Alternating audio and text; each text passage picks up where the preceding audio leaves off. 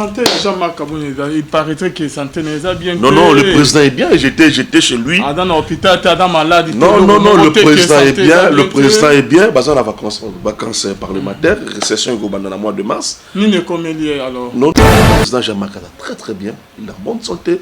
D'ailleurs, si tu as besoin de lui, je peux aussi dire que Jean-Marc Kaboun a mérité respect. Respect, mon aîné, messieurs là. Il n'y a pas de crise entre yé na chef naye, donc on a le président Nabiso Fachi Beton, donc il n'y a rien. Bon là on a des dictateurs, on sait comment ils vont finir, il y a se taire d'elles-mêmes. Moni ils vont se taire d'eux-mêmes parce que il y a ennemis à la République, il y aura bon nombre d'entre eux qui vont revenir à la raison. Et Belé va retourner là. Oui, voilà, le président. Voilà, shalom, bien-aimés dans les seigneurs. Un grand merci. Nabino Stubozo dans Nabiso de partout. Bonzambe, Lola, Ezo Futa, Simana, Antoya Kolobake. Nzamba boto kwaye bisuswa pinama azo la biso et longo na pasteur Fezamisi à la bouche autorisé depuis Zurich na filo moko ya motema ya bivince de homo depuis Londres pe na maman Gisèle lukelo motema papa Emmanuel et na Boston Bonzambe yesu de mosut kisi toujours na cadre ko informer bino na émission na bino rien que la vérité le lot tozana nani tozali na maître Doli Monza bien-aimé dans les seigneurs na yene to beto ba moi masolomo ebele bo bengaki de partout to yambaye azawana maître Doli Monza malgré kima biso mona na société to benga eka azo reporter ba programme oyo te bona bo qu'est-ce qui s'est passé aujourd'hui. Bonjour maître Doli. Bonjour mon amboka, bonjour ba la nino surtout il y a émission là yo la pesi ba bonne année Monique Mbo Moula Sika et Sengi, ma concentration est belle.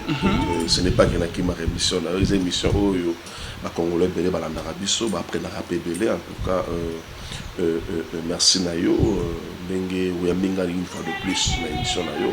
Et puis merci à la ligne surtout l'émission Nayo. Merci beaucoup, maître Doli Bandir Bazo, la Nabiso. Toujours projet Nabiso et émission. On a-t-il le nom de salut en hauteur? Non, non. Pour la servante de Dieu, donc, à permettre que quelqu'un attende comme on est à expliquer qu'il y a un concept, on a concept.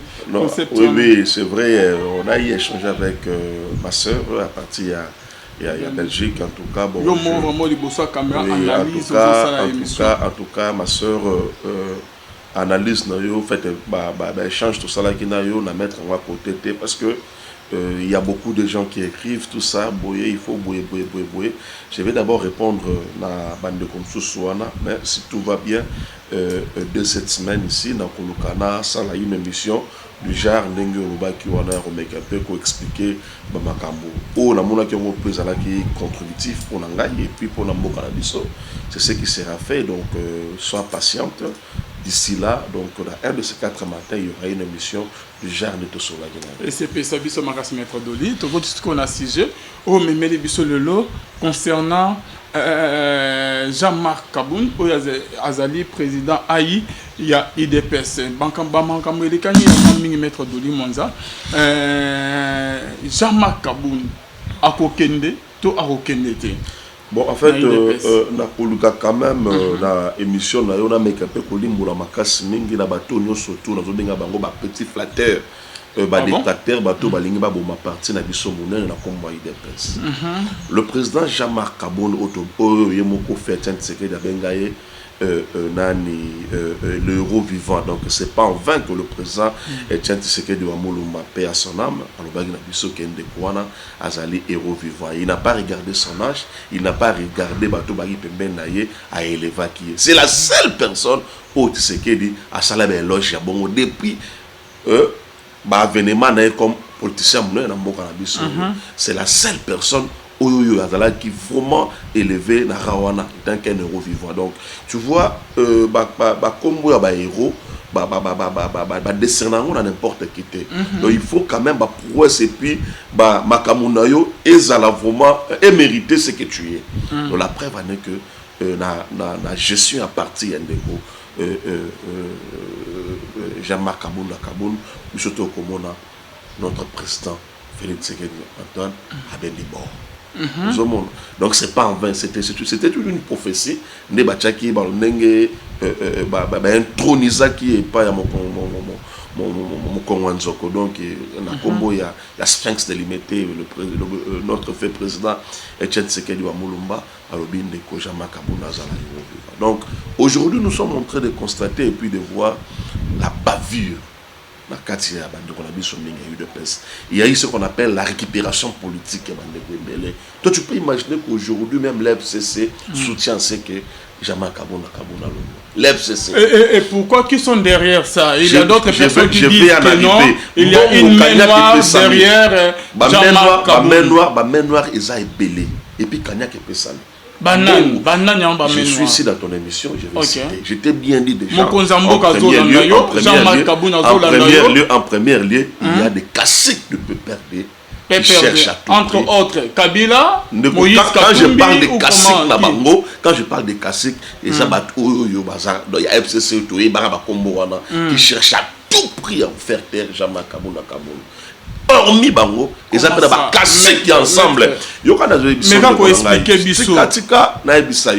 y a des caciques ensemble et Moïse Katumbi au Balingi le départ à Jean-Marc Kabunda. Même au sein de l'UDPS. Moïse Katumbi. Je te dis, Kabila ex-président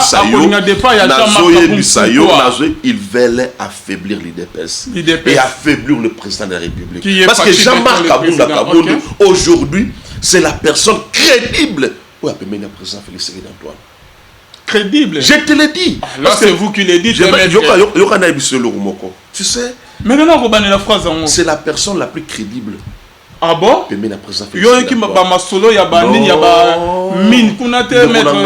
Ce sont des histoires montées de toutes pièces. J'ai des informations, s'il te plaît. 30 millions. Frère, je te l'ai dit en âme et conscience. Il n'y a pas une personne crédible que celui-là. Ah il bon? a géré les partis des pestes et puis les pestes au président de la nationale qui malade. Le président est mort. Toi, tu penses que la personne de Jean-Marc Kabunda peut se laisser berner la somme alors qu'à l'époque, elle est mal à Mbongo. L'IDPS n'était pas au pouvoir. Mais il n'a pas cédé. Et à l'époque, le président Jean-Marc... Il n'a pas cédé, mais il vient de céder, non, maître Doli Mwanza. Aujourd'hui, a commis à sa trahison, il a trahi le président de la République. Il y a un laboratoire où il va mettre en place pour fragiliser l'œuvre du président Jean-Marc. Et il n'y a pas ce qu'on a la 4 solo. Oh là là, maître Doli, maître. Moi, je ne viens pas ici dans ton émission pour raconter attribuer échec Nabino. Non, ce n'est pas... Maintenant, Nabino qui est simité pendant que vous avez... Est-ce que je peux finir ma phrase, maître Doli? Mais tu m'as posé la question sur le l'état de santé du président Jean-Marc Kabunda. Tu as peu cette information. Les Congolais, ils ont besoin de cette information. C'est que vous oubliez. Qu'est-ce qui se passe? Ndeko Jean-Marc Kabunda azali victime ya complot moko macabre. Et puis leur objectif, c'est d'isoler le président Félix Tshisekedi Antoine. Comment isoler le président? Tout celui qui défend les intérêts à Mboka, tout celui qui défend le président Félix, il faut être à côté. À côté parce que le président c'est qu'à la scène. Et puis sachant que comme en 2023, place manger à ma case c'est allé. Voilà le spectacle où Jean-Marc Kabunda à côté, il y a président de la République. Je te l'ai dit, les ennemis de la République. Chaque jour dans Mboka Nabiso, il y a des complots qui se font. Au son émission, vous imaginez même pas.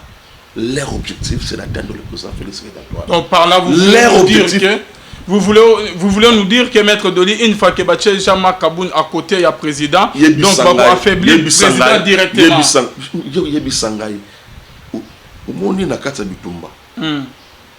Ceux qui ont allé chef d'armée, ils ont confiance dans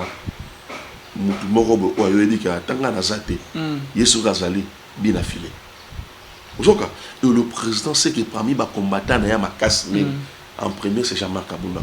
Le président le sait. Elle dit qu'elle est là. Parce que Jean-Marc Kabunda, Arsenal leur a démontré parce qu'il a démontré à l'accès à Congolais surtout sa force. Il avait promis. Mais il a promis. Laissez-moi évoluer. Okay, ça casse.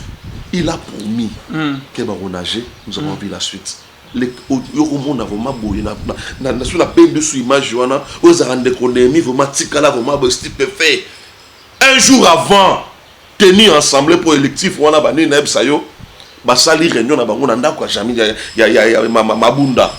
Jani Mabunda. Basali réunion bango no surtout les mêmes personnes là. Bango tout basali réunion to okende lobby donc il m'a solo.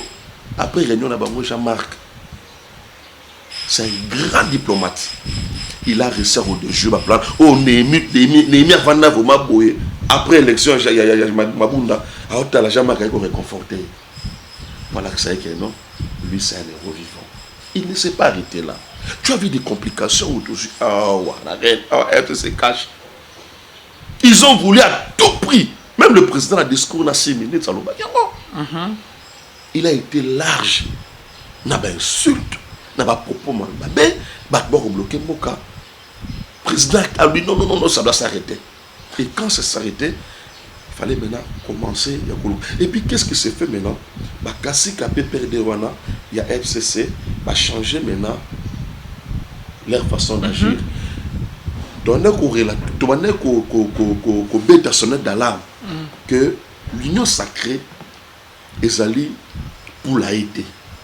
Que l'union sacrée est allée te place au Kobomba ou surtout au Salaki Lobby. Ils se sont dit non, le bango va réussir à casser Bisso de côté de l'union sacrée. Est-ce qu'il y a un conflit entre le président Jean-Marc et le président Félix Tshisekedi d'Antoine? Non. Non. Jamais, il n'y a jamais eu un conflit. Mais qu'est-ce que c'est classique du peuple de Bengbassa là? Non, laissez-moi évoluer. Ils veulent créer une crise alors qu'ils sont à la tête. Le président, je t'ai dit, le président Jean-Marc est toujours fidèle à son chef, qui est le président Félix Tshisekedi d'Antoine. Alors, par rapport à sa méconduite, maître Doli, par rapport à sa conduite, méconduite, Tikana Bimisa, Bimisa, maître Doli, c'est une vérité. Biso vérité. Nous n'ambala moko pas bakasi ko to baki na PPRD FCC bato ba ko mboka bakota kota na union sacrée ba bandi ba basali déclaration tikana loba ba o bazo bo mboka Kabila ba bomaka mboka na ba o ba bomaka mboka oh là là ba ko sala déclaration nous soutenons les œuvres du président Félix Tshisekedi d'Antoine, nous sommes fidèles au président. Oh, pourquoi vous voulez créer cette confusion? Personne n'a dit qu'il est fidèle à président. Ils veulent maintenant créer une crise. Comme si le président Jean-Marc n'est pas fidèle au président Félix Tshisekedi d'Antoine. Et puis ils ajoutent encore. Nous restons fidèles à notre armée. Est-ce que le président Jean-Marc a dénigré l'armée Nabiso? Est-ce que le président Jean-Marc a remetté en cause le pouvoir et l'autorité de son chef, le président Félix Tshisekedi d'Antoine? Ils ne sont pas arrêtés là. Ils ont influencé. Tout ça, ils veulent maintenant gérer les présidents. Ok, toujours comme Awana papa. Maître Doli et Baloba, que les loups ne se mangent pas entre eux. Aujourd'hui, l'IDPS est divisé. L'IDPS n'est pas divisé. Ah bon? L'IDPS ne sera jamais divisé. Il y a des gens qui veulent créer des années dans l'IDPS, mais l'IDPS c'est un. Et indivisible. Pour exagérer dans la structure, nous avons la présidence du parti, nous avons le secrétaire. Non, il n'y a pas de guerre. Je te dis, il n'y a pas de guerre. Ce sont des brebis égarées. Ce sont des... Non. Ce sont des brebis. Moni bato ba koloba boy ba politique en boka la bisote. On a moment to komio. Na 2022 l'IDPS ne mérite pas d'insulte au boss na l'IDPS. Tant on déco Jean-Marc Kabunda ko bongisa terrain waya. Et ça va dans moi c'est mais quel genre de spectacle on va livrer qui dit ce jour-là? Bako Bebisa ba œuvre au Congolais de bonne volonté linga offrir na ba électorat na à niveau à moi. Non, à l'IDPS on ne connaît pas tout ça. Donc l'IDPS l'IDPS c'est un parti structuré. Nos combats au sein de l'UDPS. Le gangitisme à l'UDPS est bien voté. S'il y a des voix, s'il y a des choses à dire, il faut les dire, mais dans le parti. Mais il ne faut pas Oh, tout le monde a... Tu sais, je suis resté comme ça chez moi à la maison. On a vendu la table, on a dit, mais non, c'est pas possible. C'est pas possible. On ne mérite pas la biloko na IDPS. Boke ndorobuka tara waya waya. Bako buka yango. Bakio buka wa nini? Non, tu n'es pas informé. OK. Laissez-moi vous informer. Ce sont ces mêmes gens-là, balingi ba ça là acte de vandalisme, ya kobuka tara waya waya. O ezali une partie ya nani ya contribution ya ndeko jama kabunda a pesi na bana ya komina nani ya Kingabo. Bana Jean-Marc Barobeta Bale on a terre. Il ne construit pas le ballon, ça c'est mon terrain. N'a pas connu sur la côte na Fungol na Kangi, non. Ça va profiter au peuple congolais. Nous voulons un Congo fort. Nous ne voulons pas un Congo, nous ne voulons pas des hommes forts au Congo. Ndeko Jean-Marc Kabunda Kaboun a mérité respect. Respect mon aîné, messieurs là. OK. Alors, si il faudrait que tu fasses partir hier la partie, ça va se faire selon ma norme. Nous ne voulons pas une récupération politique. Cette récupération, dites-nous un peu réfléchissant. Jean-Marc a tiré d'abord la famille politique qui est l'UDPS. Les opposants tirent celui. Tu penses que bon tirer pour Pamba. T'es pas battu. Et pourquoi? Qu'est-ce qui se cache alors? Il y a le bateau qui m'a l'IDPS, entre autres, Bamoubak et le consort, tous ces gens-là, ils tirent sur lui. Et pourquoi? Parce que Bayebi,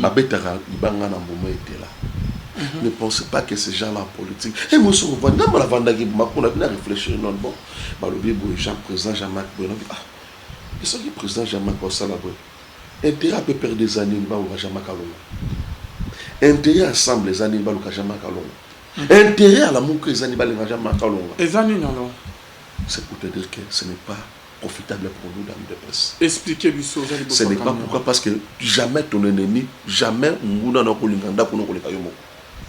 Là tu penses que Bazar Bolingo a parti l'UDPS. Ils n'ont jamais exprimé Bolingo na kata parti. Mais pas qu'on ma campagne pour la nine. Et ça, le coup là, on a l'IDPS, des voix qui ont un problème,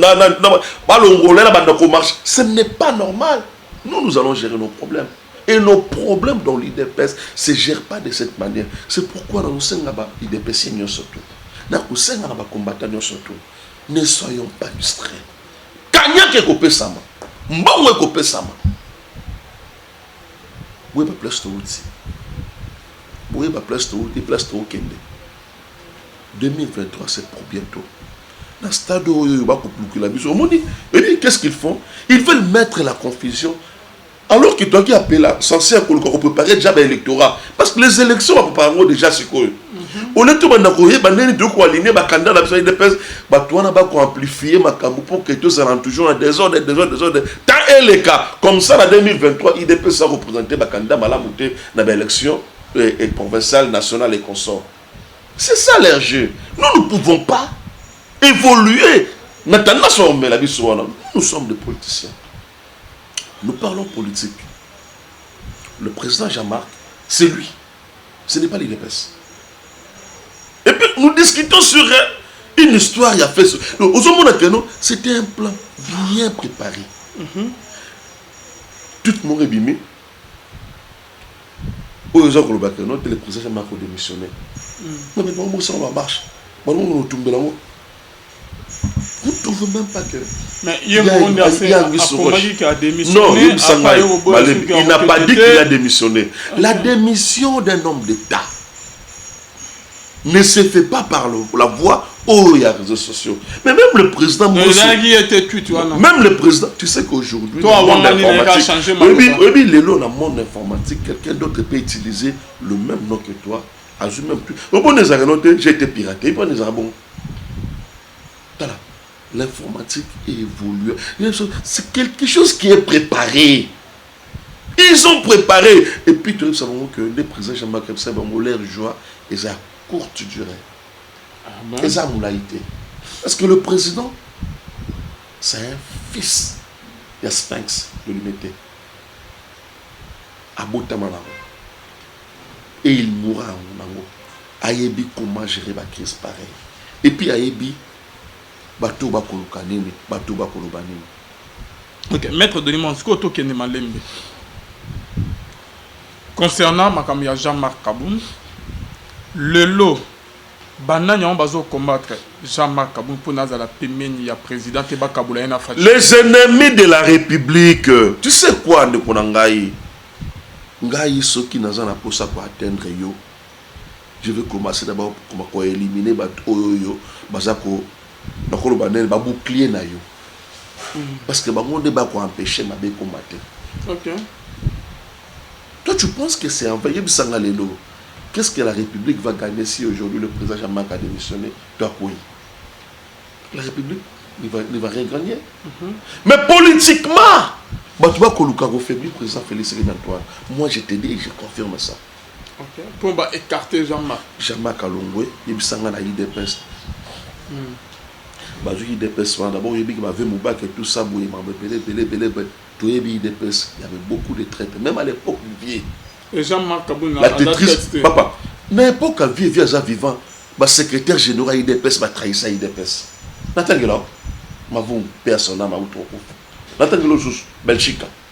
Natangelo sous Natangelo Rinochibal. Natangelo sous papa, ce qu'on le président, le monsieur. Président a parti Jean-Marc Kaboun. Alors que c'est toujours fidèle. Il a trahi. Il a trahi président Koutakoufi, président national à Koufi. Président national a parti à Daï. Badbabino Tenengeza Bruno Chibala a porté plainte, UDPS plainte à niveau et à tribunal grand de Sansamatété. Que non, il faut récupérer partie tout ça, ainsi de suite, couvrir au Salamaté. Président Jean-Marc a dit Congrès au Salam. Congrès au Salam, on n'a pas besoin de refaire le secret, comme c'est le président parti. Il a misé de tout son poids. Il n'était même pas ce candidat. Attends, candidat. Ah bon? Il est reconnu dans ça. Parce que, parti de du point de vue statistique, la seule personne qui a habilité à convoquer le Congrès, c'était Jean-Marc. Il a convoqué le Congrès. Azul Bato à commande à Pessango et par le fils de Sphinx. Président Félix Antoine. C'est le président maintenant qui l'a nommé comme étant secrétaire général à parti. Tu peux imaginer ça. Ce qui a soif. Et puis, dans le moment que le président national a d'ailleurs peut perdre une pression. Congrès Salami. Calmement. Le président Félix Antoine. Kumba Bisoto Kene. Toko Kende. Le président, le président, il était le candidat de l'UDPS et puis aimé par bon nombre de Congolais. Le président Baké Genval. Pour dire que dans Genève, il faut introniser le parce que déjà c'est lui qui était le prétendant challenger au Touébaki. Mais de comme il a Bouzo Salami. Nalamuka. Pas pour le bon temps de Kofayulo. Dakar là, oh, on a Kinshasa, attends la partie à Malonga. Beaucoup de candidats. Et puis, obligé, ma président, à la déclaration commune. Ils ont fait la déclaration. Moi, je suis la déclaration de mon président. Le changement s'appelle Martin Fayou. Quand Jean-Marc Nabakobana, combattant, flamme. Et aussi Mbatin. Biso IDPS, 32 ans pour pouvoir. Tous en assistant Martin Fayou, le Simbaté. Tous ces gens-là qui aujourd'hui étaient où? Tous ces gens-là. À qui la prison? À qui la prison? Tous ces gens-là, non, ils sont limités. Le président doit retirer sa signature. Tout ce monde-là aujourd'hui.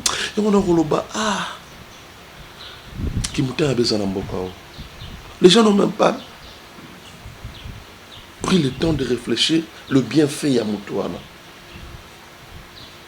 Donc pour eux, le président Jean-Marc a un côté positivité.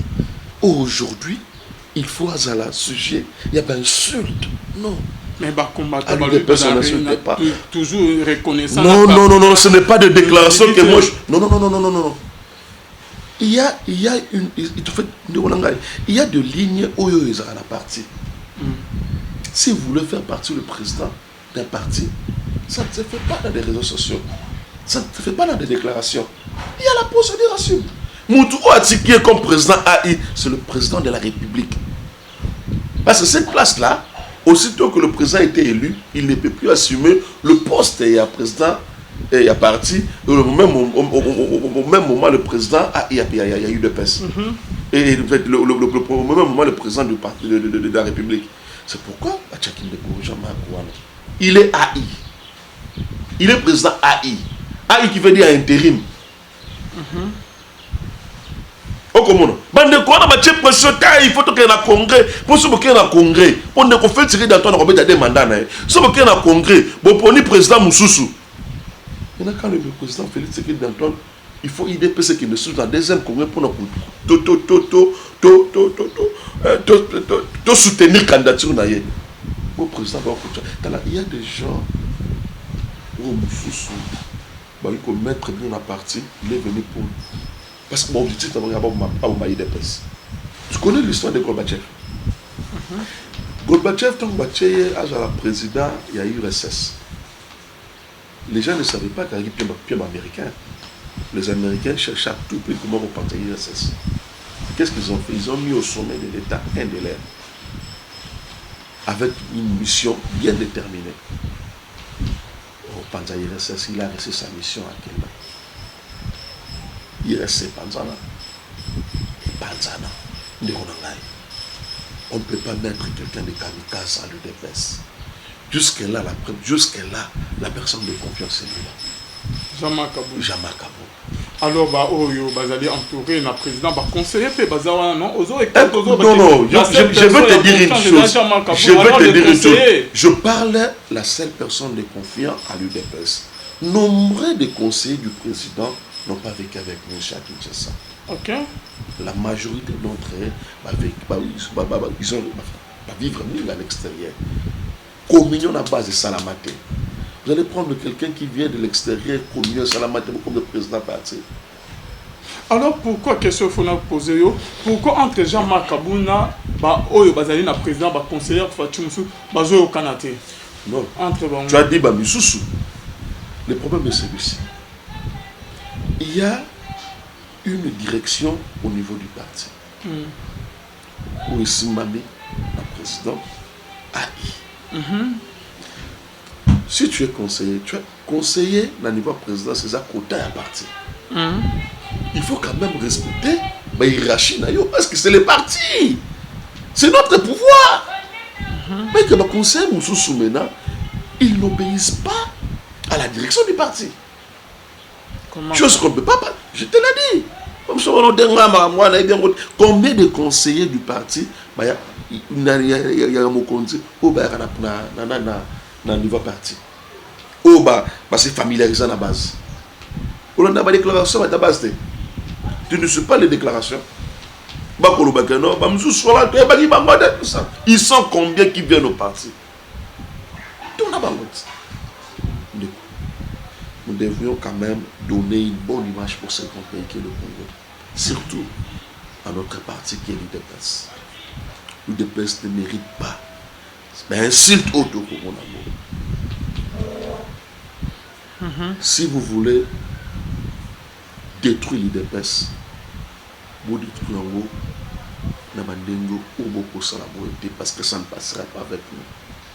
Là, tu prends la part, il y a Jean-Marc Kabou, négazoté, mais là-bas, conseiller, Moussou n'a pas de l'UDPS, c'est une machine.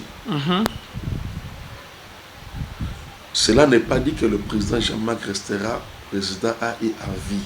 D'après Vané Kaza à intérim. Qui veut dire l'intérimaire, aux Awana, il y a ton titulaire qui peut être absent ou bien il y a un empêchement. Au moment opportun, il va remettre son intérim à la personne, à son titulaire. Ils sont pressés pourquoi? Mais tu m'as pas répondu. Hein? Non, je vais seulement faire comprendre à ces gens-là que Balouka Guerre n'a président Jean-Marc T. Vous êtes conseiller au président. Pourquoi Bango Bazo Linga Jean-Marc T? Pourquoi P. Jean-Marc Azo Télémé Bango? Je te l'ai dit, et Jean-Marc Amou, il y a un intérêt égoïste. Ok. Na Bolingo ya parti. Le président Jean-Marc Aboundara pour la Bolingo parti. Le parti est au pouvoir. Il faudrait quand même Bato Babundi pour Nambo se retrouver. Bato yo. pas bondi pour le parti, va se retrouver. Oh là là, ce que on dit, mais la banane, on va dans là-bas. Conseiller Jean-Marc Kaboun. Le président. Incompréhension totale, on va non, non. Les conseillers sont les conseillers du président de la République. Le président Jean-Marc est le président du parti au pouvoir. Ils sont appelés. Il y a Rosala, le respect du président, la direction à parti. Donc, ils sont appelés. Ils ne peuvent pas désobéir à la direction à parti. On ne peut pas l'accepter. Jean-Marc Hazard, c'est un fils de ce pays. C'est un combattant. Il est parmi les grands défenseurs du président Félix Tshisekedi. Il n'a jamais contesté son autorité naïe na combat président. Oh bah ko créer bazezani wana, oh bah ko créer ba confusion, oh bah ko luka ba créer séparation. Érotika jamais pour ça. Érotika la jamais pour ça. Il n'y aura jamais une séparation entre le président de la République et son combattant qui est le président Jean-Marc a démissionné.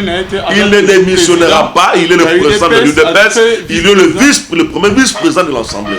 Parce que ça, il ne partira pas au Kendete. À Kendete, moi je te dis tout ça, à Kendete. Mais Bande Kouana, on sait comment est-ce que aujourd'hui, maintenant, nous avons compris. Tu sais, il y a des événements pour la maintenant, ici, face cachée na bango. Ici, face cachée na bango. Ah, c'est une bonne chose. Ah, c'est une bonne chose. Ah, ça nous permet quand même de voir qui est qui. Le président Félix Tshisekedi Antoine, aussi longtemps qu'à retirer confiance par le président Jean-Marc au merci beaucoup. Baza toujours comment dire, en bon thème. C'est son président. C'est son président. Il aime taper si intérim. Aussi longtemps que le président Félix Tshisekedi Antoine a toujours et toujours qu'on peut se confiance. Gaïté n'a pas appelé à pour retirer. Parce que entre les conseillers maître Doli, Jean-Marc Kaboun, président. Mon cher ami, le président a niveau donc la saliba niveau le président était dessus. Il n'a pas été dessus par le travail fait par le président Jean-Marc Kaboun. Nous avons vu la mobilisation de l'UDPS. L'UDPS était partout. C'est l'UDPS qui a accueilli le président. Mais le président était dessus sur le comportement.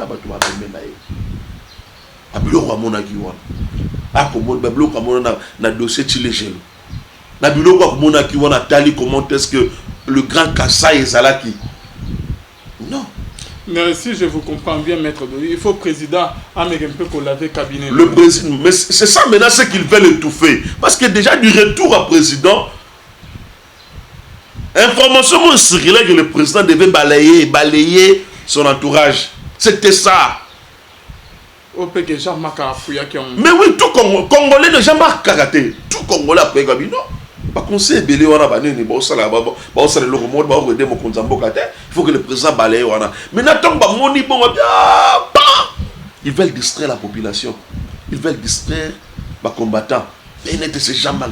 Oui. Toi, tu penses que c'est le mot de Jean-Marc Wana? Dessalines. Merci beaucoup, maître Doli. Comme on a sur l'émission, il faut bande du solo, il y a des gardes républicains. Banamura, na Jean-Marc Kaboun. Bakoti nandok ne basalibo sanctionné, militaire, bakomi ce qui pendengeni Jean-Marc Kaboun. Moi, je suis en train de comprendre quelque chose. Je suis en train de réfléchir dans le sens que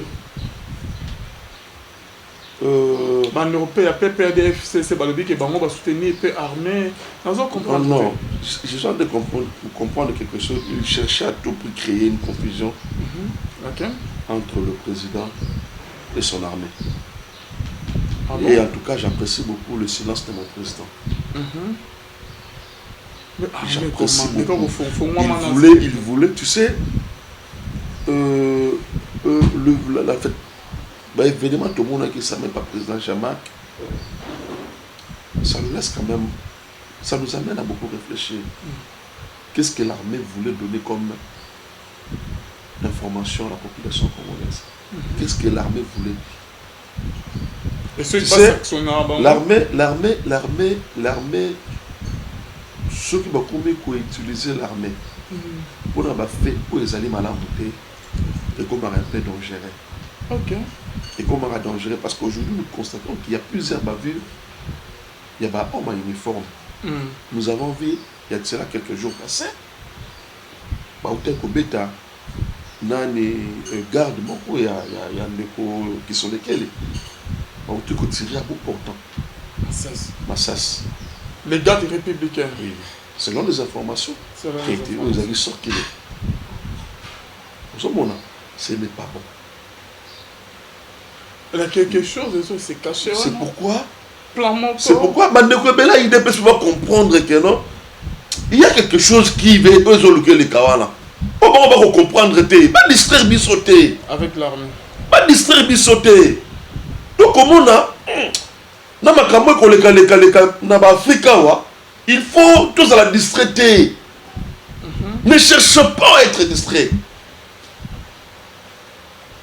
Ne cherchons pas à être distrait. L'FCC, ils ont un plan.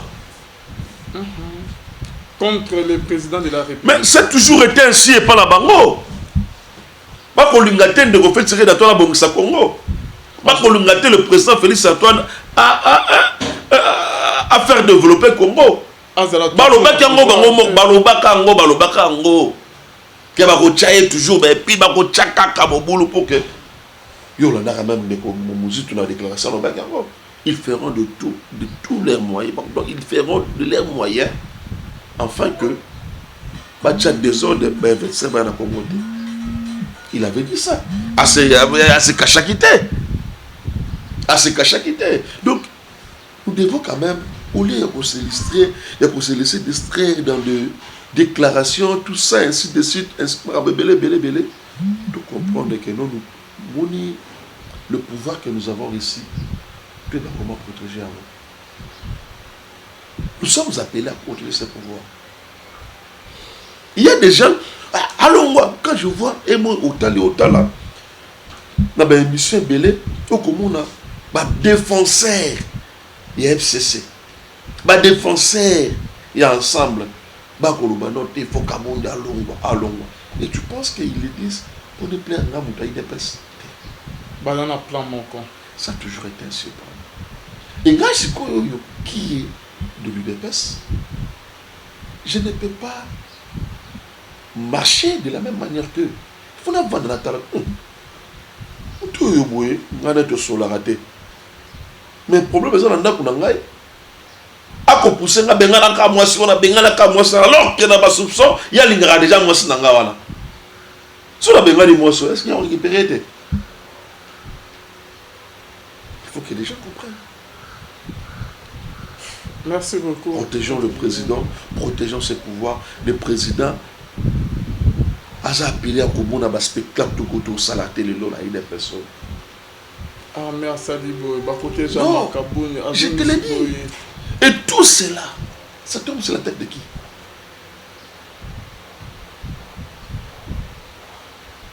Maître Dori, sur question, monsieur, on a tout mis quand même, à tous les conseillers, Bazamabe, Bakabiliste, Bazana plan moya Rosala. Je n'ai pas dit que les conseillers ne sont dans la vie, il y a des conseillers à Mabé Bazali. Ok, Fatih Seigneur Alongola. C'est notre souhait pour nous, les conseillers au Bazar pour aider le président de la République, le président doit s'en débarrasser. Donc, il faut Achabango à côté. Bazapé na expérience. Non, je n'ai pas dit l'expérience, c'est autre chose. Ok, voilà. Merci, Maître Doli Monza. Na monique le lot yeka ozozora à part. Non, je n'ai pas pris la part. Je n'ai pas pris. Non, c'est mon président du parti. C'est mon président du parti. Je ne peux pas accepter n'importe qui à mettre la main. Mais monsieur Baye Bazo Télémélé. Non. Tout n'a pas moi sikoyo. Au moins, quand vous voulez pas du président du parti, tout n'a pas maintenant ils seront même pas, mais c'est-à-dire, où il y a la président. Parce qu'il y a ça que Azali, Bazo traité Azali, orgueilleux, Azo Mimonet, qui est président, non, président, ce n'est pas possible. Président. À remplacer le président de manière née. Non, il y a Baka Nanzela, Kodeta, Bagdad républicain, Bambata, ko gifle bango, ko kama bango Nanzela, ko mema bango na prison dolo. Je mets qui compte je mets qui compte à défi. Président, il y a l'Assemblée, vice-président, il y a l'Assemblée nationale. Officier technique comme ça bablo nyonsoana papa de quoi le vin aux allez on pas de sango donc vous a coupé cette information il faudrait quand même information là et ça là na ba moi véracité mon robot na poser na ka ba question na aux la image na o yo to image ba tona ba aux la image o yo balobi ka tobola ba pine maman Marthe atobola ba pine ya bande ne cherchez pas les gens c'est pourquoi je te dis hein général c'est pourquoi on a mis ça ce complot ne date pas d'aujourd'hui ils ont commencé à préparer ça depuis longtemps balobi ka a gifler ba garde républicain ya on est ba longo na ba garde non on est dans opposé ba question mais la répondre Jean-Marc Kaboun liboso azalaki na ba garde républicain OK ba bango kengire Jean-Marc 4 ans, non, c'est moi qui a giflé bango, ne ba longo li ba PC ba policier. Je vais te dire une chose. Si vous n'êtes pas informé, aidez-nous quand même vous informer. Le président Jean-Marc, il est le vice-président assemblée. Et tous les institutions de Samoka, ou la personnalité, ou conduire à l'institution, la police. Et puis il y a un service pour ça. Général là-bas on collabore comme on a eu ou ce qui par rapport à la police tout ba garde bateau animateur à l'institution là na ba image là bango ata mon côté ba mon président Jean-Marc Akita toboli pene jamais toi beta jamais balaksanga na lobby s'il vous plaît balaksanga ta image quand même OK à désarmer le président Jean-Marc le président Jean-Marc a démarché est-ce que on il y a pas policier s'il vous plaît le président Jean-Marc il n'était pas là c'est une personnalité politique il n'est pas une personnalité de l'armée c'est une personnalité politique les policiers bazalaka soumis na autorité na bango bateau va détacher à bango ils sont soumis à la autorité va servir car le président Jean-Marc la sécurité va protéger comme étant le vice-président et ensemble et puis ça va les policiers on a le bango tongo pourquoi tous ces policiers là ils n'ont pas caché leur identité n'a pas eu vidéo va comme on a aucune vidéo de relaxer le président Jean-Marc. Gérard Mboka par spéculation. Gérard Mboka par la clamerte. Quand tu es un homme politique, avant de donner une réflexion sur un fait donné, permettez-moi la tautologie, il faudrait quand même si réellement mais dans le cas de ces examens s'il fallait poursuivre nous sommes dans un état de droit si les policiers à Salé Mabé il y a des instances judiciaires mais instances judiciaires les alliés. Moi, je n'ai pas vu. À moi, je n'ai pas vu le président Jean-Marc Akita, le policier, car désarmé dans le thé. C'est pourquoi on a vu ça. Ça a commencé d'abord quand ils ont voulu créer une confusion entre la maman nationale, Maman Nabisomat, et le président A.I. parti. Il y a même des gens qui ont été activés dans Maman. Ah! Cette crise a été gérée. Mais babeti lisusu boro mususu. Babeti lisusu boro mususu. C'était juste pour nous voir comment. Et puis là. Et puis ton président Jean-Marc Alexandre Bango pour nager. Batuba. Baboya yango. et belé wana na kolanda même na de kolieza kolobate si le président Jean-Marc Akete et lié bango ba ko pousser à kende et puis l'UDPS pour faire des peu bobi ça na raison dans le bibongo on dit quoi papa.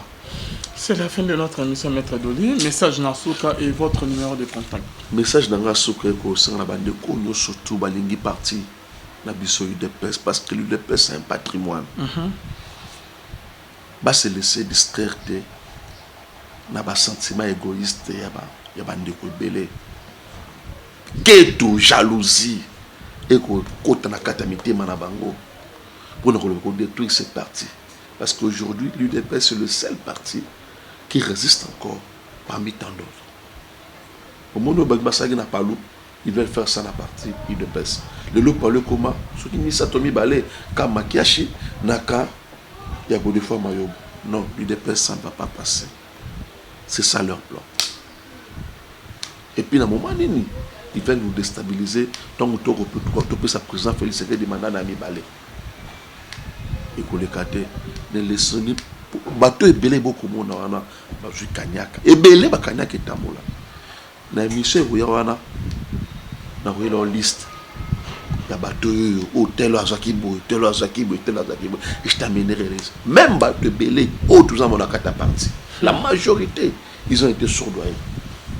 Merci Maître Doli. Vous gardez toujours sérénité na bino vent pour le cas que sa confiance encore à notre président à Ejamal Kabunda Kaboun. Oyoyo, le sphinx délimité, Papa Etienne Tshisekedi wa Mulumba, moto atira oleke na politique, ate tia kufa moto atira oleke na politique ate. De son vivant à Bengaye, c'est le héros vivant. Papa Etienne pour nous il est héros. Mais au monde une grande personnalité comme Papa Etienne a Telem Samut. Abi, héros vivant. Ah, bon gaï. Santé Jean-Marc Kaboun, il paraîtrait que santé n'est pas bien. Non, le président est bien. J'étais chez lui. Ah, dans l'hôpital, tu es dans malade. Non, le président est bien. Le président est bien. Basant la vacances parlementaires, récession au mois de mars. Ni ne comme lié alors. Non, il est comme le président. Le président Zamalamou Mingi. En tout cas, président Zamalamou. Donc, à ABC, Nabino Congolais, nous surtout que santé n'est Zamalamou. Il n'y a pas de problème. Et puis, il n'y a pas de crise entre na chef naie donc on a le président Nabiso Fachi Beton donc il y a rien bolanda ba dictateur wanate on sait comment ils vont finir il y a se taire d'elles-mêmes moni batouane belé ils vont se taire d'eux-mêmes parce que nani toebike il y a de nous fait ennemi à République kota na katsuana il y aura bon nombre d'entre eux qui vont revenir à la raison. Et Belé va retourner là. Oui, voilà. Le président Jean-Marc a très bien. Il a bonne santé. D'ailleurs, si tu as besoin de lui, je peux aussi. Votre numéro de contact. Pour faciliter au bout de la permission, en tout cas, oui. Au numéro, on a un contact déjà plus de 143 89 64 32 073. Plus de 143 89 64 32 073. Au lieu de vendre, au lieu de vendre, débat à bas d'étage, comment nous pouvons valoriser produit Nabiso qui est le président Félix Tshisekedi Antoine dans la prouesse au sein d'Amboka, vous voulez nous ramener dans le débat Miké, alors que le peuple a posé le président fait quoi? Biloko bel président Sali. Biloko bel président Sali n'a rien parce que avant-hier, troisième année après président, accession président comme président de la République d'Amboka Nabiso, il y a eu bon nombre de résultats. Mais le coup là, donc l'animosité dans la quartier congolais, ils veulent pas que biso le lot tout le monde fait l'accent congolais que voilà dans 3 ans biso tout salibo la ngba ramener biso à des baba des tâches et les quatre. Merci beaucoup. Merci Maître Doli Monzabé. C'est à moi de vous remercier. Son numéro de contact merci à vous tous qui nous avez suivis. Bonzambe Lola ezofuta simana to ya kolobake nzamba boto kwa yewati ba question ezo ya moi ebele mais to komi na suka je crois mais prochainement te reposant on se retrouve à la prochaine na bonzambe toujours yesunde mosukwisi bye.